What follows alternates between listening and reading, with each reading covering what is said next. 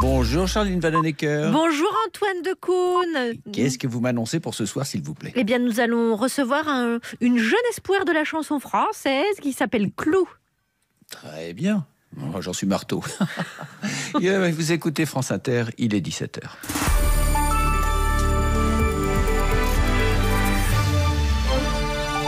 Les infos, Laetitia Gaillet.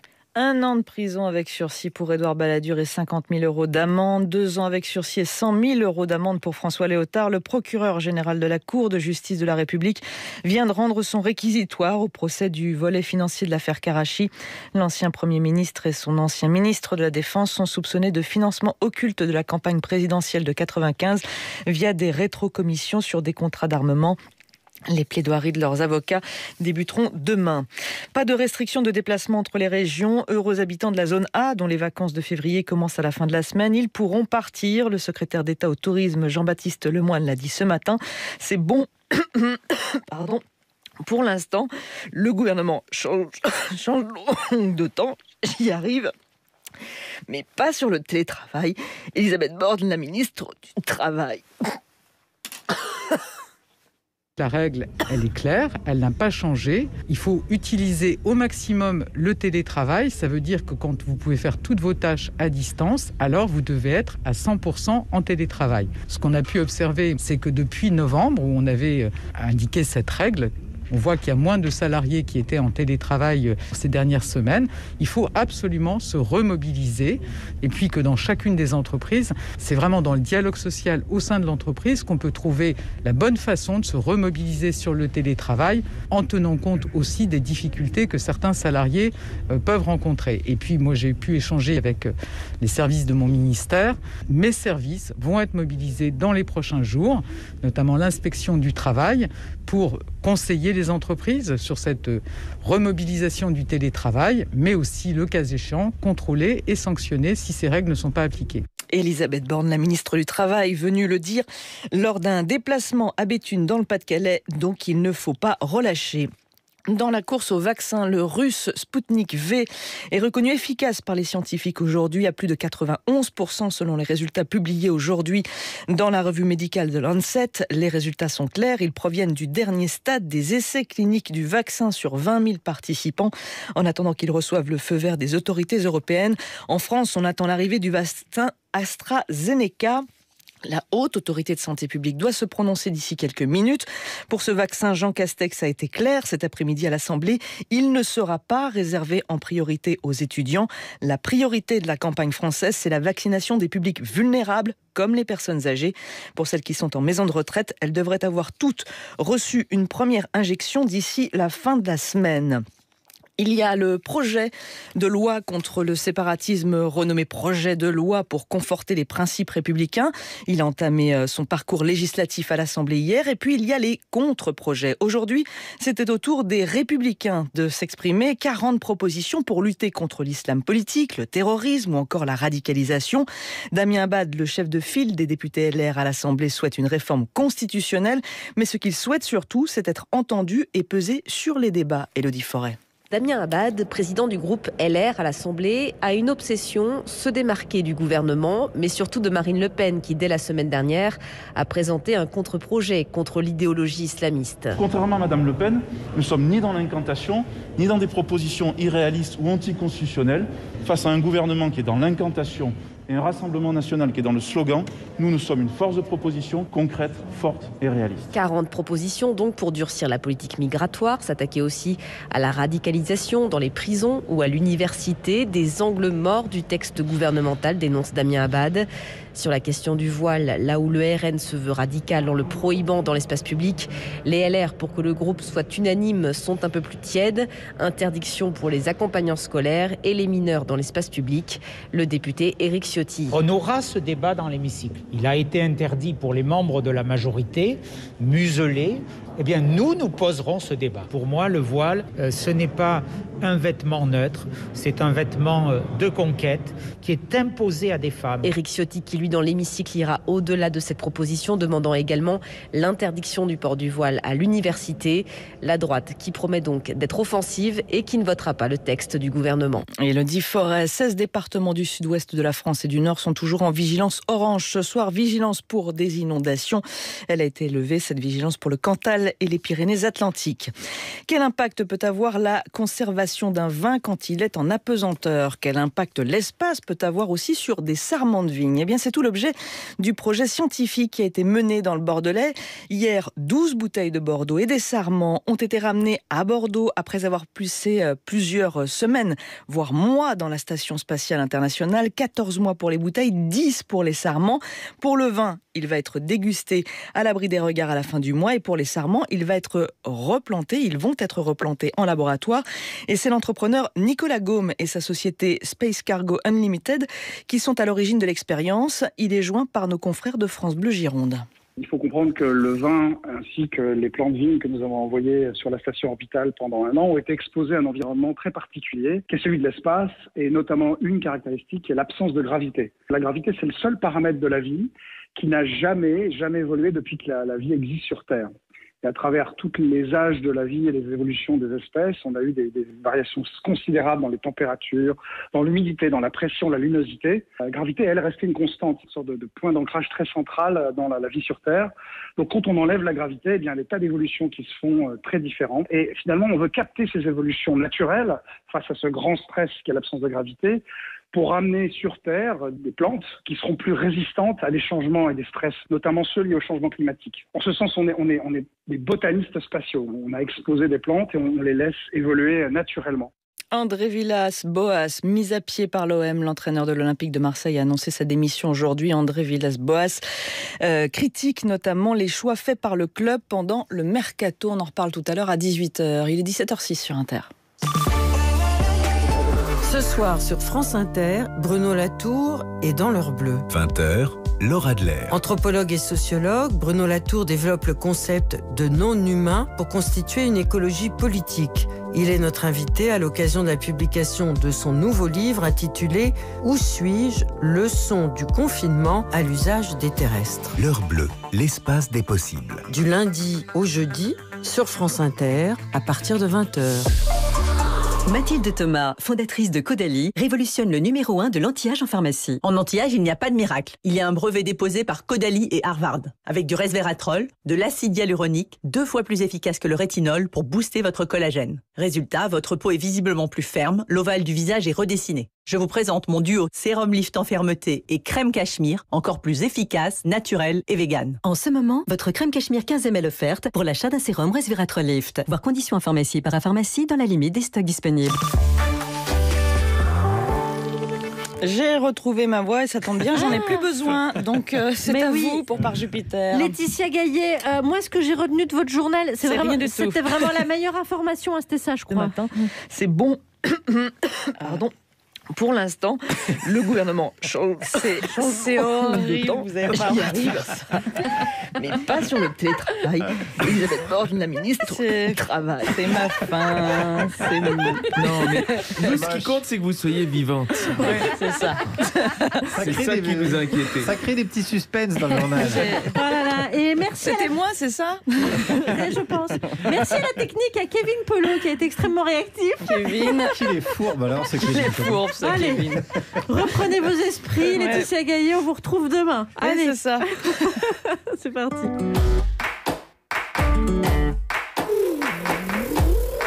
9h, dans le bureau de Par Jupiter. » Salut les amis! Salut Alex! Aujourd'hui c'est chanson française. Oui, je sais, notre invité c'est Clou. Oui, et j'aimerais justement... Oui, qu'on se plante pas. Voilà, j'aimerais beaucoup qu'on évite les jeux de mots. Voilà. Et Alex a raison, hein. Moi j'avais déjà demandé ça quand on avait reçu Pomme. Oui, je lui avais demandé si elle avait pas peur d'être un jour caramélisée. Voilà.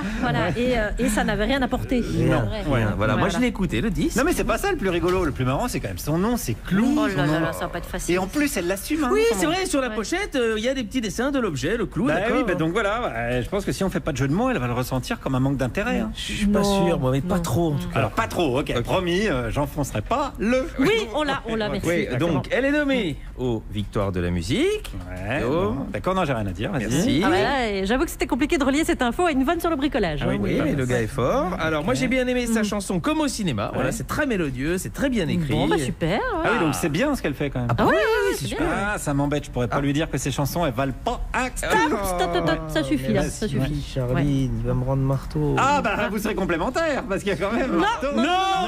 Non. Pourtant ça a été plus subtil que les autres quand même.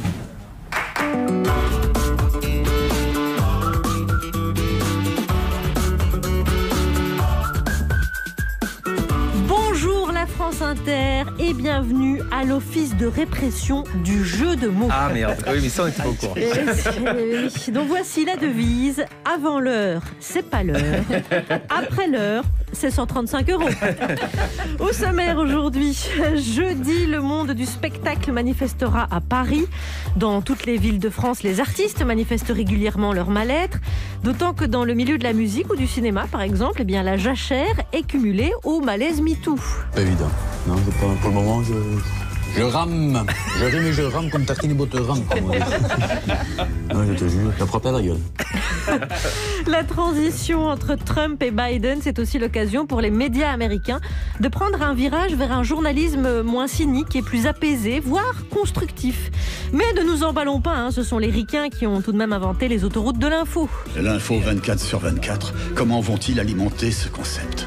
À mon avis, ils vont niveler par le bas et récupérer les merdes. Pour lire en quelqu'un comme dans un livre ouvert, examinons sa bibliothèque. Depuis qu'on est assigné aux visioconférences, c'est facile de dresser le portrait de l'autre à travers le rangement de ses lectures. Tu connais William Faulkner? Non, qui est-ce? Tu as couché avec lui?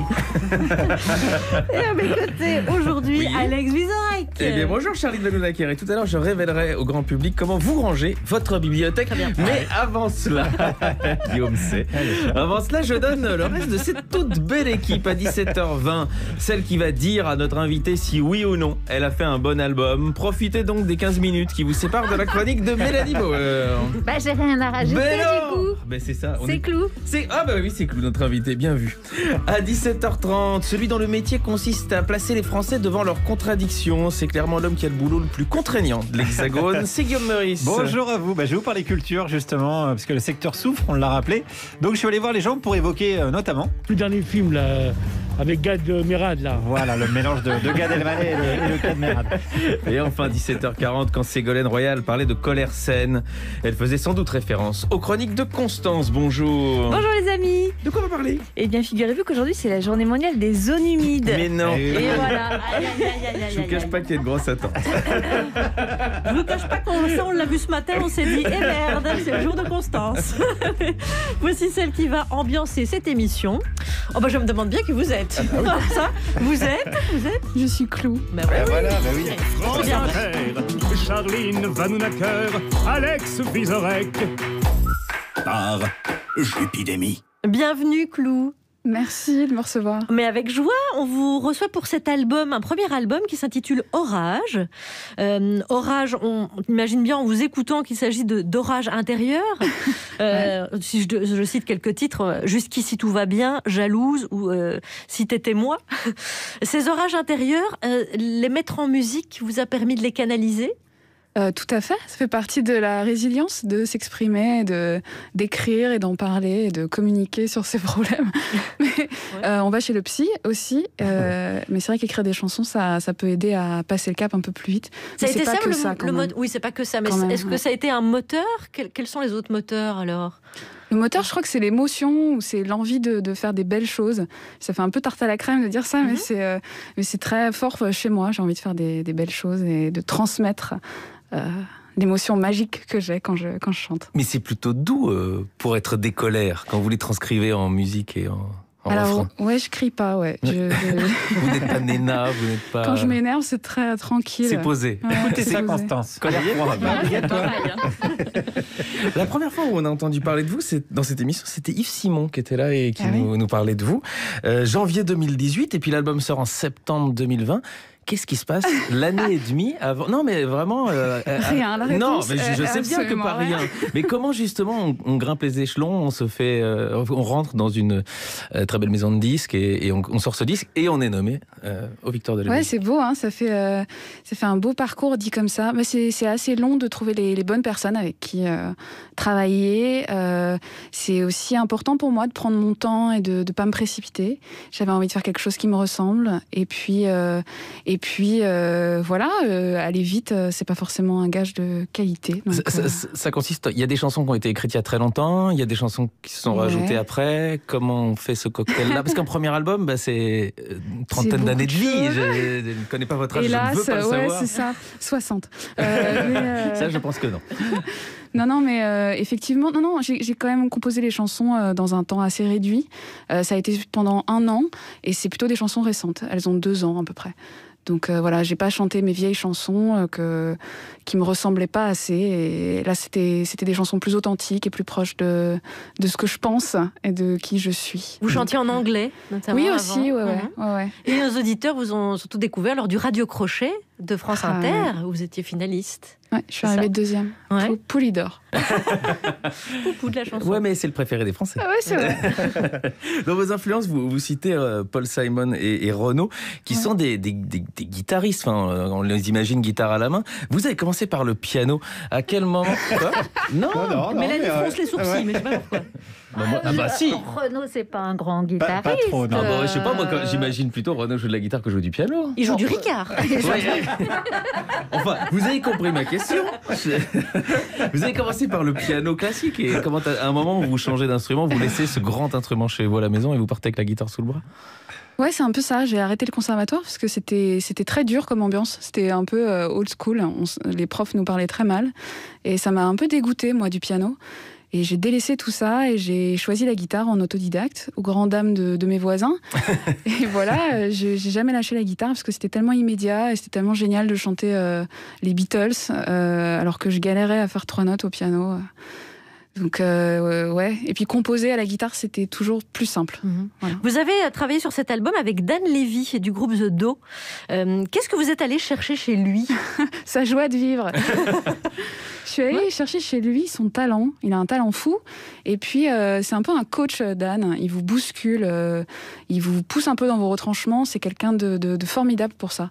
Donc, il m'a poussé un petit peu à écrire de manière plus personnelle. Même dans les compositions, il m'a dit « Prends confiance en ce que tu écris ».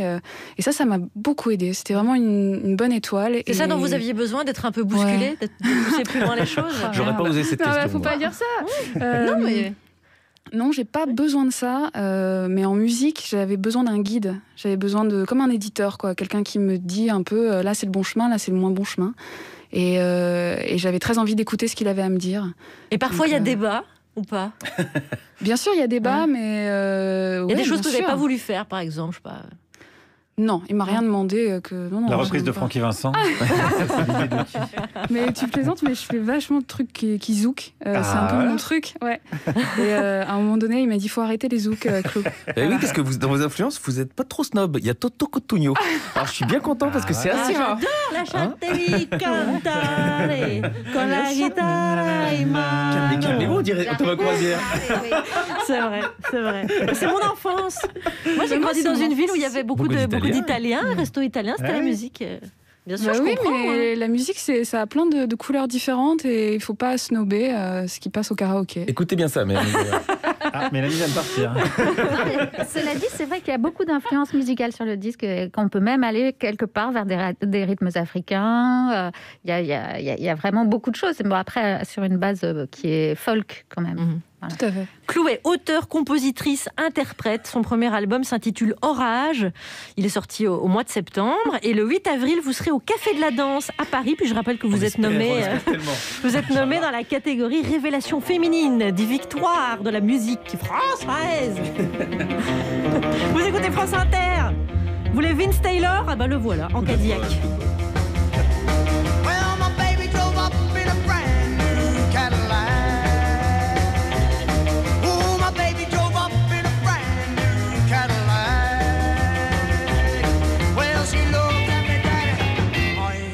Come back.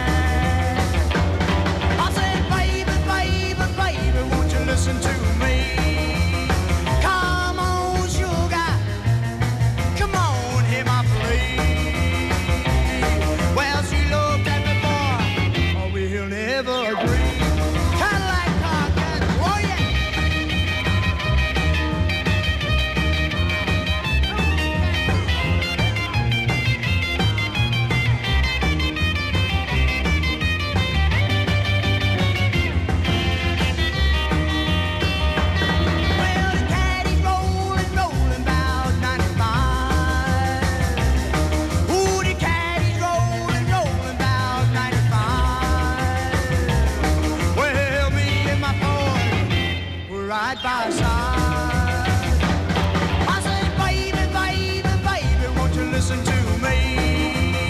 Come on, baby, come on, hear my plea. Turn that big car around, come on back to me. Hang it on, Scotty, here we go.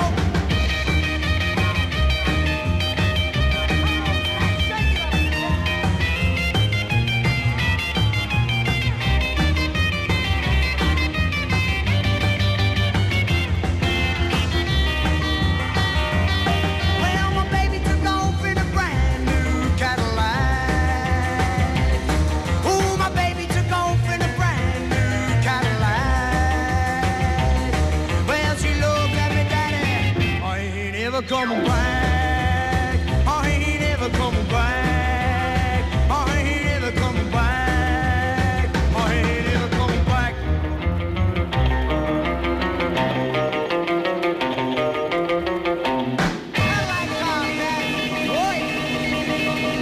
Oui, vous êtes venu vous ambiancer sur France Inter? Excellente idée. En plus, c'est Clou, notre invité. Et qui est avec Clou d'ailleurs? Alors, Mélanie Bauer, qui va, à mon avis, va faire une chronique exceptionnelle musicalement parlant sur l'album de Clou. Guillaume Meurice, qui est allé interroger les Français, et Constance, qui vous a promis de pas crier. Exact. Voilà. Et le journal, c'est nous. Monsieur le député, en entendant votre question, je ne pouvais m'empêcher de repenser à cette pub télé, je crois que c'était pour Renault. À une époque, on disait ça ne marchera jamais. Et pourtant, ça marche. Le journal de presque 17h17. Alors, je ne prendrai pas ce chiffre pour dire que c'est un échec. Ça n'a pas marché. On commence par les titres. Intermarché a annoncé que ses magasins allaient offrir des bons d'achat de 10 €, des 20 € dépensés pour tout étudiant ayant la carte de fidélité du magasin, et ce pendant une semaine. C'est fou de se dire qu'on vit dans un pays où un supermarché est plus utile pour les jeunes qu'un gouvernement. Une page météo avec des énormes intempéries qui ont touché la Corrèze. De la pluie, de la pluie, de la pluie, et c'est là qu'on sent encore toute l'influence de François Hollande sur le département. Et des brèves? Et oui, pluie de brèves à la fin de ce journal. Ah, dis donc. Short train. Great shot aussi. Hein. Il est de retour, il est de retour. Ouais, j'aurai un petit œuf à peler avec vous deux d'ailleurs. On commence par une éphéméride. Oui, car c'est la journée mondiale des zones humides. Et une pensée pour les slips de Joe Biden. Ça commence bien chic. Alors, en France... Celle-là, elle est faite, vous pouvez la barrer dans votre chronique si vous l'aviez. En C'est France, pas mon genre. le ministère du Travail a rappelé à l'ordre les entreprises qui ne favorisent pas le télétravail, en menaçant même les patrons récalcitrants de mise en demeure. Et d'ailleurs, je vais aider. Le bureau de Laurence Bloch est ici au 6e étage. Voilà, qu'est-ce que vous faites ? Qu'est-ce que je fais ? Elle favorise pas le télétravail, il me semble, hein, puisqu'on est là. Donc, ça va pas, elle va venir nous engueuler après. Mais pas du tout. D'habitude, elle me reproche de critiquer le gouvernement. Ici, je les aide. Donc, à mon avis, non. Non, passons à la suite. En Nouvelle-Calédonie, le gouvernement tombe après la démission des indépendantistes. Oui, on aurait croisé Manuel Valls à l'aéroport de Nouméa en train de parler kanak pour vraiment convaincre tout le monde. International maintenant, en Birmanie, on est toujours sans nouvelles de Aung San Suu Kyi, qui a disparu suite au coup d'État de l'armée. Ça, et sans vouloir minimiser la situation, la courage à elle, parce qu'elle a déjà connu bien pire dans sa vie. Et ça, oui, ça c'est vrai. En 1989, elle a dû rester 6 ans assignée à résidence. Ah non, en 2011, elle a dû subir un biopic réalisé par Luc Besson. Oh là là, ça j'avais oublié. Mon Dieu, c'est terrible. Culture maintenant, avec le confinement, les éditeurs sont confrontés à une avalanche de manuscrits d'apprentis auteurs sans que la qualité soit toujours au rendez-vous. Voilà, un argument difficile à entendre pour les jeunes auteurs, puisque le séparatisme islamiste manifeste pour la laïcité de Gérald Darmanin vient d'être édité.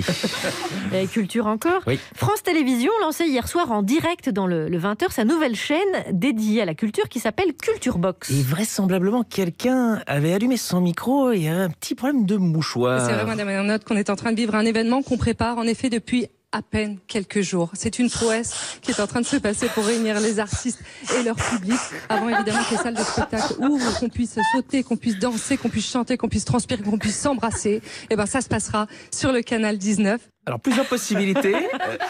Soit Roselyne Bachelot sanglotait d'avoir enfin fait quelque chose pour la culture, soit Anne-Sophie Lapix se mouchait dans son Covid depuis chez elle, soit Delphine Ernotte pleurait en voyant ce que lui coûtait cette nouvelle chaîne. Et des brèves. Oui, alors avant ça, j'ai un petit compte à régler avec vous deux, les amis. Là, hier, on fait des brèves, bel hommage, il n'y a pas de problème, je repasse.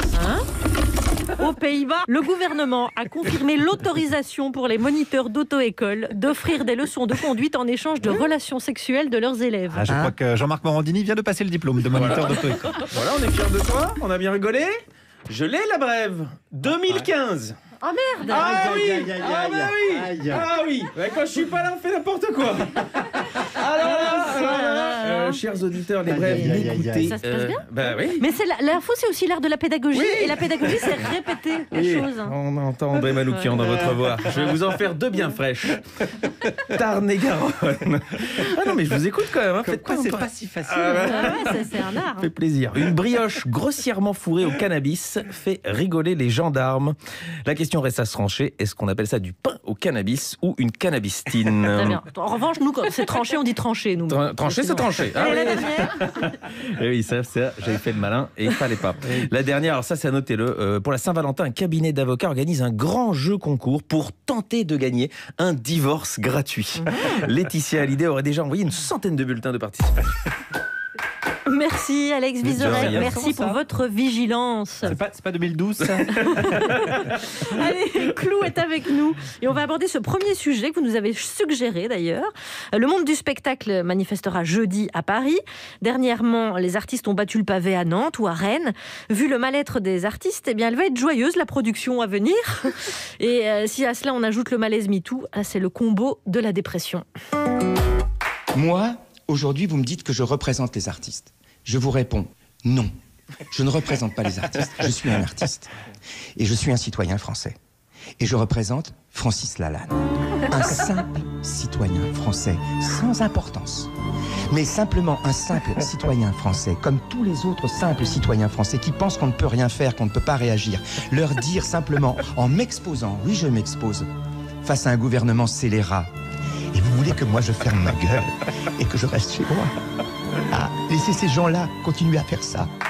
Voilà, c'était Francis, interviewé sur le site de France Soir. Un site qui part tellement en zaï que le ministère de la Culture est en train de revoir son agrément, d'ailleurs. Enfin, soit. Clou, plus sérieusement.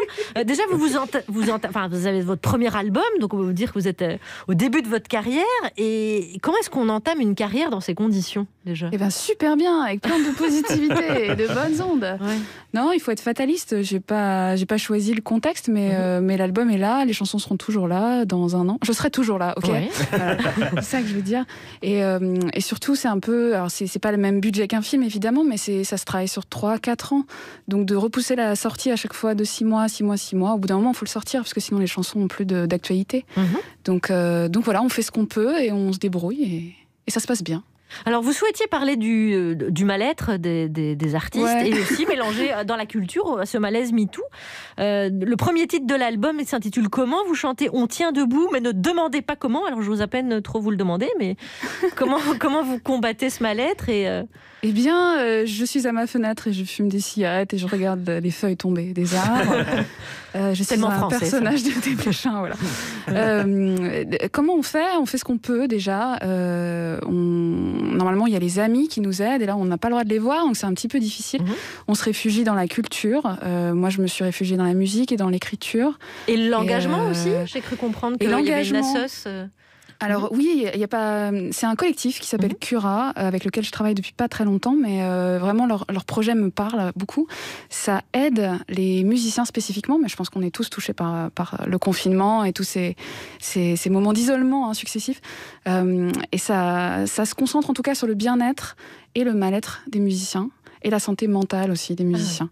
Voilà, c'est un peu pour nous dire à tout le monde qu'ils ne sont pas seuls chez eux avec leur instrument. Vous regroupez et vous serrez les coudes. Ouais, ça fait un peu secte. Mais non, pas du tout. Mais c'est ça en fait, c'est des ateliers où on se réunit. C'est aussi un répertoire qui est en ligne avec plein de professionnels de santé.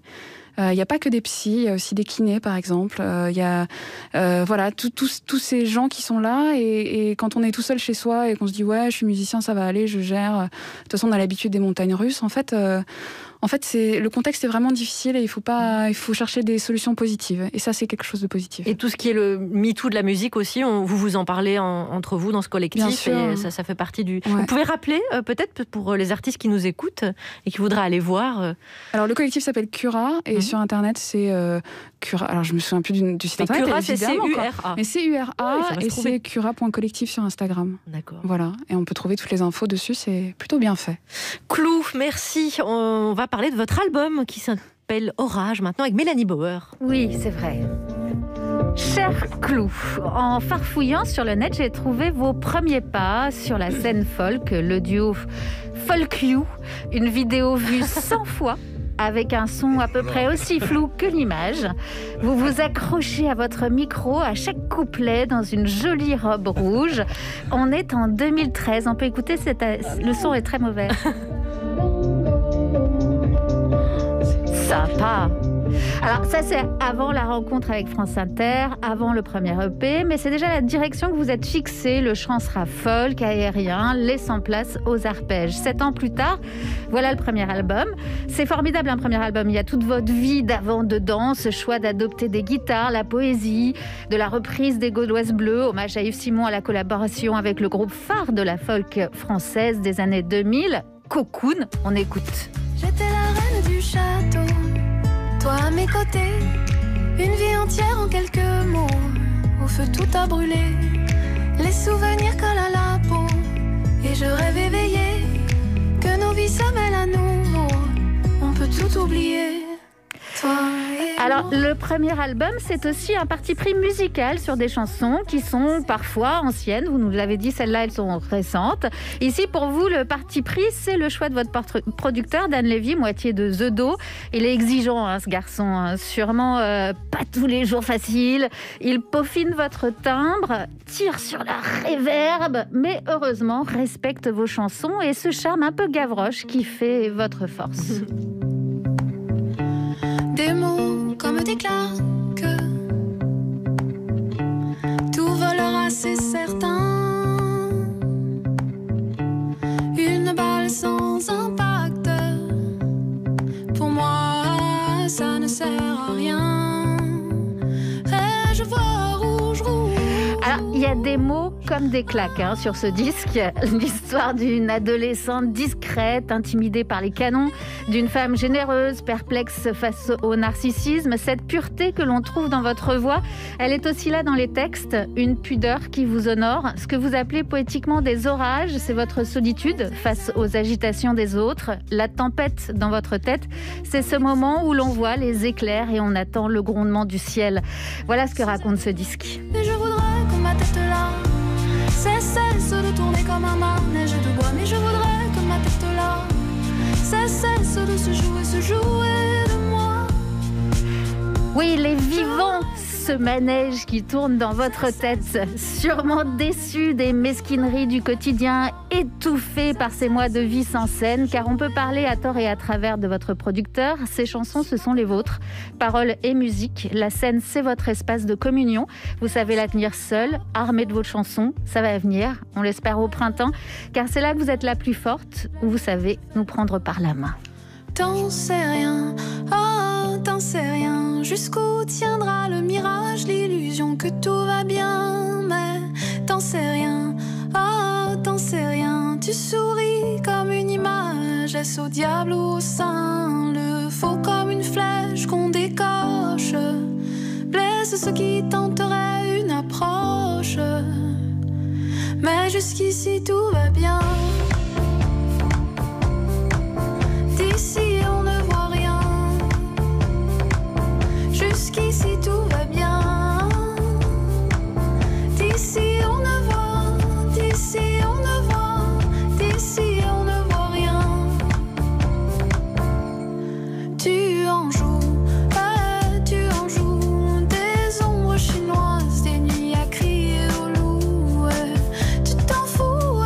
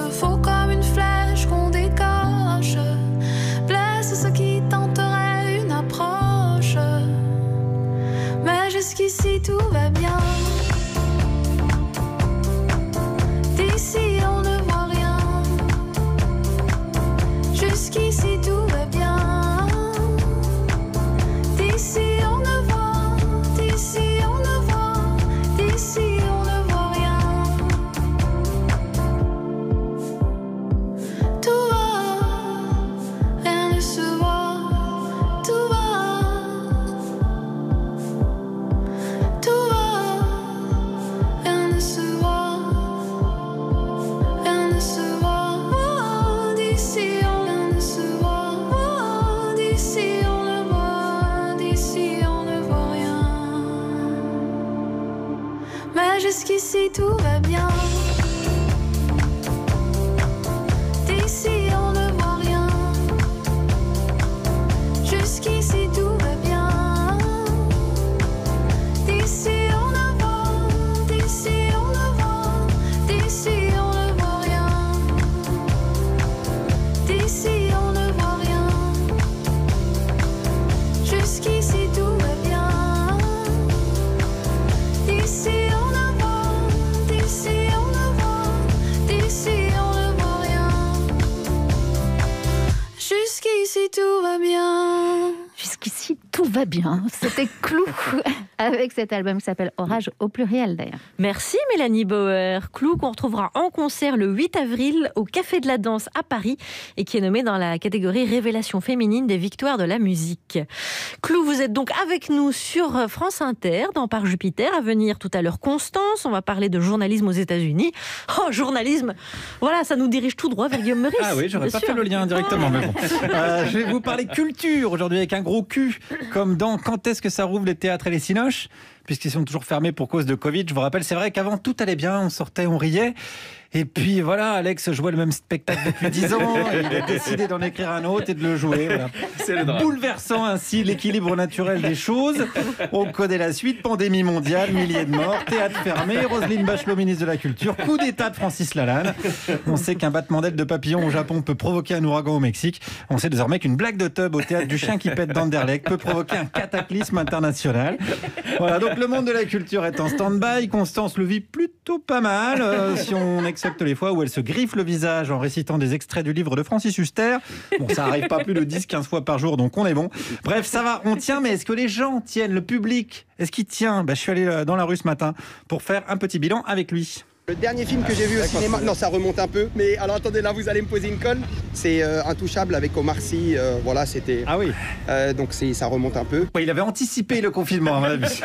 Ouais, il faut dire aussi que la culture c'est cher, tout le monde n'a pas non plus le PIB du Ghana à investir dans un ticket d'entrée pour aller voir, je sais pas, la dernière comédie avec Cadmerade ou le dernier drame avec Cadmerade ou la dernière comédie dramatique avec je sais pas quel acteur. Cadmerade, voilà, Cadmerade par exemple. Allez, on continue avec les sorties théâtre. On avait été voir comment D'Artagnan, là, Gascon, là, avec Belmondo au théâtre. Ah oui, là ça fait un petit moment alors. Si vous avez c'est vrai, ça fait un petit moment qu'on n'a pas été. Ah bah Belmondo au théâtre, oui. Alors là, c'est plus principe de précaution. Là, c'est carrément c'est de l'anticipation totale. Alors c'est pas pour une question d'argent, lui, mais c'est plutôt pour une question de temps. C'est-à-dire, il y a une chose qui nous empêche un petit peu quand même, c'est qu'on a une résidence secondaire. Et alors on y va tous les 15 jours. Ah oui, ça vous empêche de sortir oui, quand même, parce que pour aller travailler là-bas, je m'amuse un peu avec le jardinage et tout ça. La culture, vous préférez celle des tomates, quoi. Bah oui. Ouais, alors bon, ça, on juge pas, c'est chacun son... Non, mais on est sur un choix, bon, bah ça, chacun est libre. J'en parlais encore ce matin avec Pierre Arditi dans le couloir, parce que c'est comme vous, il habite ici, Clou, Pierre Arditi. Il est invité 3 fois par mois chez Nagui, donc il s'est installé là, il a fait une cabane. À un moment donné, je pensais qu'il était chroniqueur, même. Non, mais bon. Voilà, on se disait que, voilà, comme ce monsieur, la culture, ça manquait. Ouais. Franchement, ouais, ça nous manque. Hein. Surtout le cinéma et le théâtre, franchement. C'est quoi le dernier film que vous avez vu en salle ? Aucun. Ah, bon voilà, ça on a le droit. On peut être croyant mais pas pratiquant. Moi, par exemple, je crois très fort que la culture, ça peut aider à comprendre un contexte social. Par exemple, ça c'est important. À France Inter, par exemple, quand on veut parler pauvreté, on n'invite pas un pauvre parce que c'est sale, ça colle. On invite François Berléand qui joue un pauvre. Voilà, ouais, c'est beaucoup mieux. Comme ça, Trapenard, il est pas obligé de se baigner dans le gel hydroalcoolique juste après. Voilà, c'est comme ça qu'on fait ici. Alors le problème, si on laisse l'art et la culture devenir inaccessibles, c'est ça. Je kiffe bien, franchement. Heureusement qu'il est là. Hein. Cyril Hanouna. Ah, vous aimez bien Hanouna ? Franchement, heureusement qu'il est là. Hein. Autrement, on se fait chier avec les émissions sur le Covid, sur Arte, on est ras-le-bol. Hein, les émissions animalières, on est ras-le-bol. Ras-le-bol. C'est vrai que le Covid, Arte, les émissions animalières peuvent être toutes regroupées dans une seule émission. Touche pas à mon poste. Ça qui est quand même pratique. C'est un pot pourri, hein, ça porte bien son nom. Marlène Schiappa, elle l'a dit, hein, entre 2 pubs pour du shampoing, quand elle veut parler aux Français, elle va chez Hanouna. Imagine-t-on le général de Gaulle avec des nouilles dans le képi ? Peut-être. Il était d'Arca, le général. Il était un peu d'Arca, le gars. Bon, faut bien se détendre. D'ailleurs, puisqu'on parle culture, parlons comique. Maintenant, les comiques, moi, je sais même pas si c'est des comiques. Hein. Les gars, ils sont là, ils débitent des mots, ils débitent. Ils se foutent du monde, l'autre il se fout de la gueule de lui, l'autre se fout de la gueule de l'autre. Je pense que dans le temps, c'était plus naturel, disons. Bon, les comics, c'était mieux avant. Oh bah bien sûr. Oh là, mais il n'y a rien à voir. Oui, bah ça va, on a compris. Soyez pas désobligeants non plus. Hein, on sait que des proches, ils seraient censurés, que Coluche, il serait mort, que Xavier Gors, il serait au goulag. Bon, bah oui, voilà, c'est dramatique, mais les humoristes, là, ils font ce qu'ils peuvent aussi. Hein. Bah non, parce qu'ils débitent des trucs, je vous dis franchement. Le gars, il vient là, il se met devant vous. Les trucs, machin, le Macron, d'ici, de ça. L'autre, il vient de Macron, l'autre, c'est Castex, ça. Je pense qu'ils exagèrent. Mais est-ce que la caricature, c'est pas de l'exagération ? Oui, bien sûr, mais je pense que maintenant, il y a trop de liberté, on dirait. Oui, voilà, c'est exactement le problème qu'on a en ce moment. Il vous a tellement bien décrit. J'ai rien dit, vous avez vu, j'ai pas trop relancé. Je vois pas de qui vous parlez. Mais c'est vrai qu'il y a trop de liberté. Là, il y a trop de liberté en ce moment. C'est pas quoi foutre de toute cette liberté qu'on a de pas aller au théâtre, de pas aller au cinéma, de pas pouvoir parodier Pascal Praud sans être viré par Bolloré. Voilà. La culture, c'est comme la déconfiture. Moins on en a, plus on se rétable. Guillaume, merci. C'était une très bonne idée de faire ça. Excellente idée. Surtout, n'hésitez pas à recommencer demain. Clou, on a parlé avec vous au début de l'émission du mal-être des artistes. On pourrait vous poser la question aussi, vous, en tant que public, finalement, qu'est-ce qui vous manque le plus ? Est-ce que c'est le cinéma ? Est-ce que c'est vous d'aller à des concerts ? Est-ce que c'est d'aller dans les musées ? Les comiques, les comiques Macron, Ah, c'est les concerts qui me manquent le plus. Ouais, c'est très corporate. Hein, moi, voilà. Non, c'est les concerts. J'avais pris mes places pour Alanis Morissette l'année dernière. Et c'est décalé à 2021, octobre, je crois. Voilà.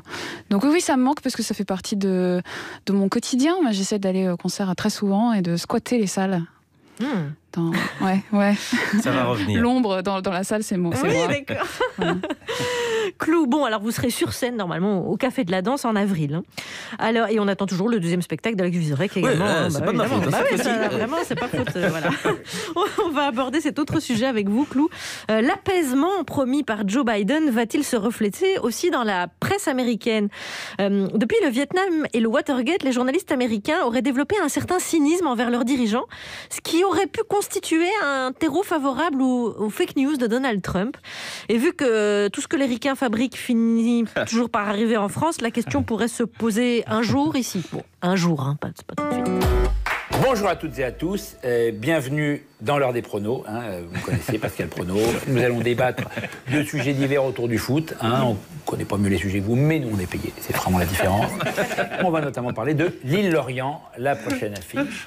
À ma gauche, c'est Jérôme Leroy-Merlu. Jérôme Leroy-Merlu, donc vous êtes pêcheur, je vois, donc en gros, voilà, syndicaliste de gauche, gilet jaune casse-couille, quoi. Alors, gilet orange, parce que oui, alors, je suis Merlu. Oui, non, mais alors, attendez, alors, par contre, tout de suite, on va mettre les choses au point. Il ne faut pas couper la parole. Non, parce que c'est insupportable. Je veux bien qu'on débatte, mais non, mais vous respectez les gens. Aujourd'hui, on n'a pas besoin de ça. Le foot va mal. Les stades sont vides. Il y a des cas de Covid dans tous les clubs. Il y a des clubs en faillite. On est au bord du gouffre. On n'a plus de clubs en Coupe d'Europe qui sont respectables. On est en train de crever. Et vous jouez avec la peur des gens. Vous êtes anxiogènes. C'est insupportable. C'est Julien Cazard dans l'heure des pronos pour le site de Paris Winamax avec Sébastien Toen, ce qui a valu à Sébastien Toen son licenciement de Canal+ pour s'être moqué de Pascal Praud. Alors que le sketch était très drôle. Extrêmement drôle, évidemment. Alors, on a choisi ce sujet qu'on a trouvé dans le Journal de Montréal qui dit qu'à l'heure du nouveau président Joe Biden, qui souhaite lui apaiser les tensions qu'animent les citoyens américains, les médias américains pourraient eux aussi jouer un rôle un peu apaisant. Ce que j'ai dit au début avec le Watergate, le Vietnam, le cynisme qui s'ensuit et le terreau favorable aux fake news, j'ai trouvé tout ça dans le Journal de Montréal qui était assez intéressant. Vous avez fait un échange d'études. Vous êtes parti aux États-Unis, à New York ? Oui, tout à fait. C'était étudier le journalisme un peu ? Vous avez suivi les cours ? Un petit peu. J'ai surtout fait de la musique, alors j'ai un peu raté le truc. Mais New York, c'était génial parce que j'étais très timide. Je suis toujours, mais j'avais très peur d'aller vers les autres. Et là, j'étais obligée de le faire parce que je connaissais personne. Ouais. Et c'est une ville extraordinaire parce que tout le monde est très enthousiaste, mais presque trop. It's amazing, what you do is amazing. Voilà, tout est formidable. Et hypocrite, on appelle ça plus exactement. c'est culturel. Mais donc vous n'avez pas du tout assisté au cours de journalisme pour lequel vous étiez. Non, mais bien sûr que si. Ouais, Je suis consciencieuse, bien sûr que si. Ouais. Et, vous vivez à Londres aussi, notamment, non? Ah, pas du tout. Ah, pas du tout. J'aimerais bien. J'ai un appart là. Non, pas du tout. Écoutez, alors, il y a des D'après la doc, vous habitez à Londres. Si vous pouviez faire un effort, ça nous arrangerait. Ça veut dire qu'il y a certains récits biographiques qui expliquent que vous habitez Londres. Ah si, je vous assure. Mais c'est peut-être un groupe polonais qui s'appelle Clou qui fait du métal. Peut-être que c'est eux. Ça serait formidable ce soir. Attendez, parce que nous, on avait invité eux à la base. On croyait que vous étiez la chanteuse. Ah, d'accord. Donc, je vais la mettre à la poubelle. Cette doc, mais New York, c'était bon. Hein. Elle n'a pas été au cours, mais c'était bon. Mais vous êtes déjà allé à Londres. Oui, tout à fait. Ah, bah voilà, voyage scolaire en 4e. Voilà. Est-ce que vous avez fait un peu des études de journalisme ou pas du tout? Je voudrais vérifier. Un tout petit peu quand même. En fait, pas du tout. Ah, pas du tout. Non, j'ai pas le permis non plus. Et moi, c'est pas vrai. Ah ouais, c'est la cata. Donc moi, j'avais choisi ce sujet entièrement pour le fait que vous avez fait du journalisme à Londres et c'est pas du tout vrai. Non, mais j'ai été pigiste à un moment donné, ouais. Voilà. Ouais. N'essayez pas de nous cacher des choses. Ouais, c'est vrai. Vous avez lu le journal une fois aussi. Ouais, non, mais voilà. J'achète encore la presse écrite. Et sinon, vous vous informez quand même, vous lisez. J'essaie de me raccrocher aux branches. Non, ça se voit pas du tout. De toute façon, on a 15 minutes à meubler, donc maintenant que le sujet est mort. Est-ce que la manière dont vous vous informez, de quelle manière? Est-ce qu'il y a un type de journalisme qui vous plaît? Alors, moi, c'est la radio, vraiment. Ouais. C'est comme une personne chez moi, la radio. Quelle radio? Je l'allume toute la journée. France Inter. C'est pas vrai. Alors ça tombe hyper bien. Ouais, je suis aussi vachement faillotte. Et donc, non, mais la radio en premier, et puis les réseaux sociaux, j'avoue. Sur Internet, je regarde, j'ai Le Monde, j'ai des applis. Ouais. Et puis j'achète le journal de temps en temps. Ouais. Et vous qui avez remporté, qui avez été le Parisien aujourd'hui en France, vous qui avez été finaliste du Radio Crochet France Inter, est-ce que vous auriez pu tenter votre chance dans les télécrochets? Je ne crois pas. J'avais pas assez confiance en moi et en mon image pour la télévision. Ouais. Non, ce qui me plaisait dans la radio, c'est justement qu'il y avait une forme d'anonymat. Il y avait quelque chose, c'était juste la voix, c'était juste les chansons. Et ça, je trouvais ça très fort. Et je me disais aussi que si ça fonctionnait juste avec la voix, c'est qu'il y avait quelque chose. Tout l'intérêt du radio-crochet par rapport au télécrochet. Voilà, c'est tout. 17h47 sur France Inter, bien sûr. Clou est avec nous. On a bien approfondi ce sujet. Alors, si vous voulez, vous pouvez vous référer au Journal de Montréal, article du 25 janvier, sur le journalisme constructif, donc approfondir les thèmes, trouver des pistes de solutions, etc. Apaiser le débat, je dirais. Et pour tout ce qui est l'apaisement, on peut se tourner vers Constance. Alerte! C'est la journée mondiale des zones humides. Ne paniquez pas, les fables et les enfants d'abord. Je répète, les fables et les enfants d'abord. Maître Priape, dans sa prime jeunesse, ne rêvait que de parties de pêche. Aïe, aïe, aïe. Expert en mouches, bien pourvu en asticots, le jeune pêcheur rêvait de décrocher le gros lolo. De bon matin, toujours la gaule à la main, rêvant de pêcher des moules dans d'inexplorés bassins, né au vent humant la crevette, branlant du chef dans son opiniâtre quête. Notre compère, encore innocent bien qu'intrépide, cherche une zone à explorer, de préférence humide. Il s'aventure au hasard, par-ci par-là, jette maladroitement sur quelques morues son fougueux appât, et après quelques MST et autres petites déconvenues, il finit enfin par jeter son dévolu sur une mare qui présente toutes les vertus. Accueillante, aimable, bien faite, abritant même une petite rainette. Entourée de belles plantes, toujours bien taillées, riche en poissons en toute saison. Agrémentée d'une belle vallée par le devant et de belles collines rebondies par le derrière. Bref, Maître Priape mordit à l'hameçon et cette mare devint sa passion. Il n'eut de cesse que de lui caresser les roseaux. Par moult va-et-vient, il voulait découvrir tous ses recoins, débusquer l'oiseau et la libellule, et qu'il l'attrape, et qu'il l'encage. Ce n'était que rire, que jeu, que fête. Tant de plaisir qu'on en perdait presque la tête. La jolie mare lui rendait si bien ses attentions que toujours elle voulait qu'il lui touche bien le fond. Mais le temps passa et compère se lassa, usure, lassitude, aller-retour au franc-prix et en mange quoi ce soir et habitude, ont raison de tous les esprits, même les plus rudes. En cette mare, plus de surprise, qu'il fasse soleil ou que souffle la brise, jamais plus envie de sortir mon moulinet, se disait notre ami complètement déprimé. Alors un matin, il quitta sa mare et pour prendre congé, lui raconta moult bobards. Il acheta une Porsche, se tint les cheveux, fit des UV pour avoir bonne mine et dans toutes les jeunes rivières, il tentait de mouiller sa ligne. Délaissée, oubliée, négligée, la mare jadis aimée se mit à s'assécher. Jour après jour, nuit après nuit, c'est d'abord la rosée qui s'enfuit, puis une flaque, et enfin tout le lac. Et quand finalement repu de courir la morue, bras ballants et membres rompus, notre compère revient à la mare nourricière, l'air coupable, jurant de passer tous les jours la serpillière, il ne trouve plus sous ses pieds que sable du désert, cailloux, désolation, aridité et poussière. Vois ton œuvre, lui dit la mare asséchée. L'harmonie du monde par ta faute a été déréglée.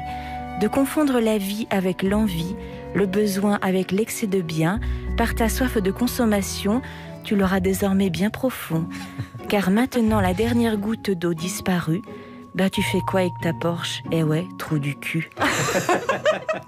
C'était Le pêcheur à la rainette et la zone humide, une fable de Jean de la Femme Fontaine. Bonsoir.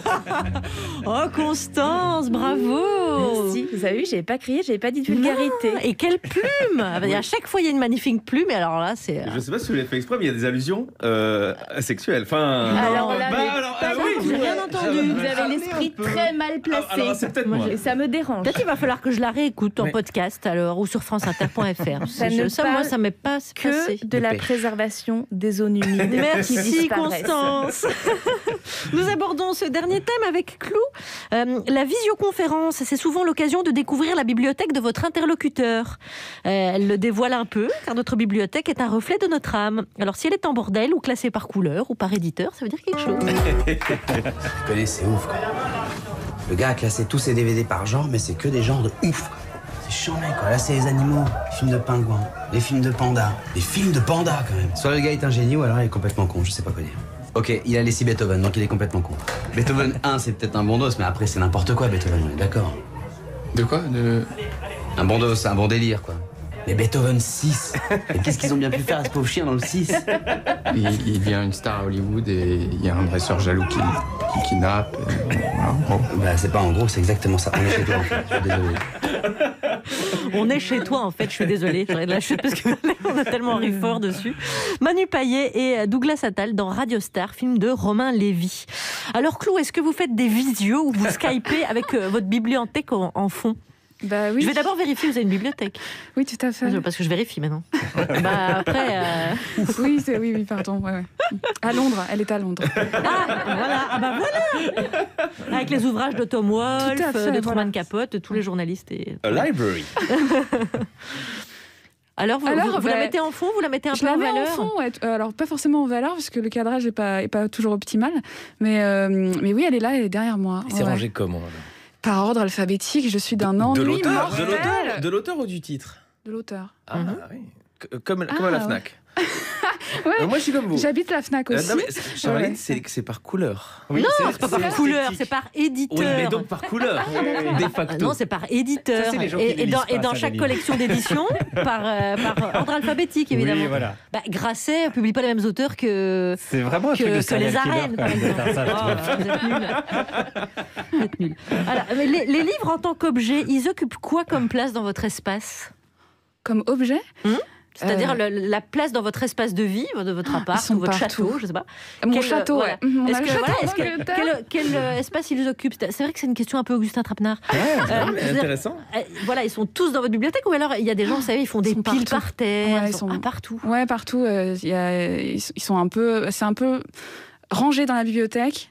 Et un peu en désordre un peu partout dans l'appartement. Et c'est quoi la différence entre ceux qui sont rangés et ceux qui sont partout? Ceux que vous lisez, ceux que vous ne lisez pas? Il y a ceux que je viens d'acheter, ceux que je viens de récupérer à la bibliothèque, ceux que je dois rendre à la bibliothèque, ceux que je veux prêter, ou ceux que je suis en train de lire et j'ose pas le faire et ils sont là et il faut que je le lise. Voilà. Et alors, donc vous empruntez à la bibliothèque. Ouais. C'est quel type de livre que vous empruntez à la bibliothèque et ceux que vous achetez, que vous gardez, par exemple? Alors ça, à la bibliothèque, c'est souvent les livres récents. Par exemple, Grasset. J'ai quasiment que des livres de poche chez moi. Ouais. Et donc, tout ce qui vient de sortir, je vais à la bibliothèque plutôt que de l'acheter. Voilà. Vous en conseillez La tristesse de la phrase. c'est intéressant. Mais oui, et si ça me plaît ou si j'aime, je vais l'acheter, mais ça me permet en tout cas de lire les nouveautés sans avoir à débourser, parce que c'est assez cher. Les livres. Est-ce que vous prêtez? Est-ce qu'on part de chez vous avec des livres ou est-ce que vous êtes très vigilant? Non, certainement pas. Certainement pas, d'accord. Elle doit les rendre à la bibliothèque, elle peut pas les prêter. Oui, non, mais pas ceux on prête à la bibliothèque. Non, bien sûr, ça m'arrive, mais c'est très rare. Il faut vraiment être un très bon ami pour que je prête un livre. Et vous notez dans un carnet, il m'a pris ce livre. Exactement. Et, dernière question trapenard, est-ce que votre bibliothèque est le miroir de votre âme? J'ai une âme très très grande alors, qui est vraiment waouh, extraordinaire, et 2 poches. Voilà. Et c'est une question qui se pose pas pour les disques peut-être? Parce que c'est dématérialisé de plus en plus par rapport aux livres. Ouais, mais j'ai encore des disques. Ouais. J'ai gardé ma discothèque adolescente et ça m'arrive d'acheter encore des disques. Ouais. Je suis de ces gens-là. Ben voilà, on sait tout maintenant de Clou. À travers, et mine de rien, à travers sa bibliothèque, on apprend plein de choses. Beaucoup vous avez plus préféré le sujet 3 que le 2. Le sujet sur la bibliothèque, vous pouvez le lire, c'était dans le supplément du Monde, enfin le magazine Aime le Monde, il y a 2 semaines. Alex, un petit questionnaire? Juppie Proust, des questions courtes et des réponses aussi courte. Sur l'échelle de 0 à 10 de la longévité de carrière, 10 étant Juliette Gréco, 0 étant Charline Vanhoenacker, dont la carrière a commencé et s'est arrêtée sur le premier mi bémol. À combien espérez-vous aller? 40 000. Oh, ça c'est bien. Ça c'est une belle ambition. C'est de l'ambition. Sur l'échelle de 0 à 10 des chanteuses France Inter, 10 étant Christine and the Queen, 0 étant Rika Zaraï. Vous vous situez à combien? Moi je suis vraiment France Inter alors. 40 000 aussi. Ouais, 40 000 aussi. Pas au-dessus de Christine. Sinon elle rentre dans le studio. C'est vrai, alors 9, c'est bien. Vous avez fait la première partie de Vincent Delerme et Benjamin Biolay notamment. S'il y a un 3e confinement, vous êtes obligé d'en choisir un des 2. Avec qui confinez-vous? Vous ne devez pas nous dire pourquoi. Vincent Delerme. Très bien. Corporate avec la maison de disques. Vous n'avez fait aucune de leurs premières parties. Il y a un 3e confinement. Vous avez le choix entre Vita ou Slimane. Les deux. Ah ouais, non, ça c'est triché. Mais bon. Vita. Allez, Vita. Ouais. De quel chanteur français décédé auriez-vous aimé faire la première partie? John Lennon. Français. Ah, français. Je sais que comme vous êtes londonienne, bon évidemment c'est... Pardon. Aznavour. Ouais. Quelle est votre chanson préférée de Michel Sardou? Ah là là, La maladie d'amour. Ah oui, on prend. Si vous deviez vivre un moment dans la peau d'une chanteuse française, vous choisiriez Marie-Myriam quand elle remporte l'Eurovision, Jane Birkin quand elle rencontre Serge Gainsbourg ou Carla Bruni quand elle rencontre Nicolas Sarkozy. Jane, je pense. Jane quand elle rencontre Serge. Vous avez dit que vous n'iriez pas à The Voice, mais imaginons que vous y alliez. Vous prenez quel coach? Je prends Dan Levy. Ah, il n'y a pas. C'est Vianney, Amel Ben, Florent Pagny. Et la dernière, pour finir bien, parce qu'on s'est bien tenu toute l'émission, Clou, quel est votre vice? Voilà, quand même. J'en ai pas de vice. Pas de vice. Je prends, c'est oui. Merci Alex Vizorek. Et merci Clou d'avoir passé cette heure en notre compagnie. Je rappelle donc que votre premier album est disponible et qu'il s'intitule Orage au pluriel, que vous serez en concert au Café de la Danse à Paris le 8 avril, que vous êtes aussi nommé dans la catégorie Révélation féminine des victoires de la musique et qu'on espère très bientôt dans cette émission un duo avec Frédéric Fromet. C'est attendu, c'est prévu. Qui a été avorté pour raison sanitaire, donc il va falloir attendre qu'on sorte de ce merdier pour venir chanter. Mais alors, dès qu'on est libéré, oui, c'est vrai. Il est en régie d'ailleurs, donc il y a du top là, c'est noté. Eh ben merci les amis, je vous dis à demain pour un Par Jupi Classe. Vous savez, l'émission où les chroniqueurs arrivent très sagement en rang par deux.